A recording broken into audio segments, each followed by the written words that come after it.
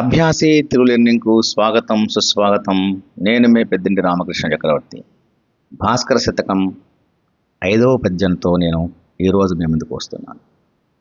ఈ చెంపకమాల పద్యంలో మారన వెంకయ్య రాజు యొక్క సమర్థత ఎలా ఉండాలి, సమర్థుడైన రాజు ఉంటే పరిపాలన ఎలా జరుగుతుంది అనే దానికి ఉదాహరణగా మనకి ఈ పద్యాన్ని చెప్తున్నారు. అవని విభుండు నేరు పరియై చెరియించిన గొల్చువారలెట్లవగుణులైననేమి పనులన్నీ యొంజే కురువారి చేతనే ప్రవిమల నీతిశాలియగు రాముని కార్యము మర్కటంబులే తవిలియు నర్పవే జలధి దాటి సురారుల దృంచి భాస్కర. చూడండి, రాజు చాలా గొప్పవాడై ఉండి, సమర్థుడు, దక్షత గలవాడై ఉండి, పరిపాలన దక్షత కలిగినటువంటి వాడైనటువంటి ఉన్నట్లయితే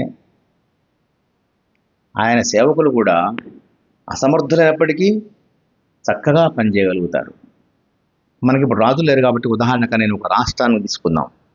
ఒక రాష్ట్రానికి ముఖ్యమంత్రి సమర్థుడైన నాయకుడై ఉంటే, ప్రజారంజకంగా పరిపాలించాలనే ఆలోచన ఉంటే, ప్రజల్ని కన్నబిడ్డల్లా చూసుకోవాలనే ఆలోచన ఉంటే, రాష్ట్రంలో ఏ ఒక్కరూ, ముఖ్యంగా పేదవారు బాధపడకూడదు, ఇల్లు, ఆహారం, బట్ట ఇవన్నీ ఉండాలి అనేటువంటి భావన ఉండి ఉంటే, నిజంగా ఆయన అంత దక్షత కలిగి ఆలోచించగలిగితే ఆయన కింద ఉన్నటువంటి అందరు అధికారులు, అందరు మంత్రులు కూడా అంతే స్వచ్ఛందంగా పనిచేసి ఆ రాష్ట్రాన్ని అన్ని రంగాల్లో కూడా అభివృద్ధి చేయించే దిశగా పనిచేస్తారు.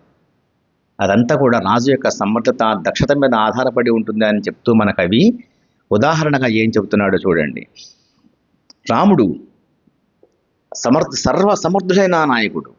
అందుకే వానర సైన్యం చాలా అల్పమైనటువంటి బలం కలిగినప్పటికీ ఆ సైన్యం యొక్క, వానరుల సైన్యం యొక్క సహాయంతో రాముడు ఆ లంకానగరాన్ని చేరుకుని దాన్ని పరిపాలించేటువంటి రావణాసురుని వధించి ఆ రాక్షస సైన్యాన్ని మొత్తాన్ని కూడా సంహరించి తన సీతను తాను తెచ్చుకోగలిగాడు.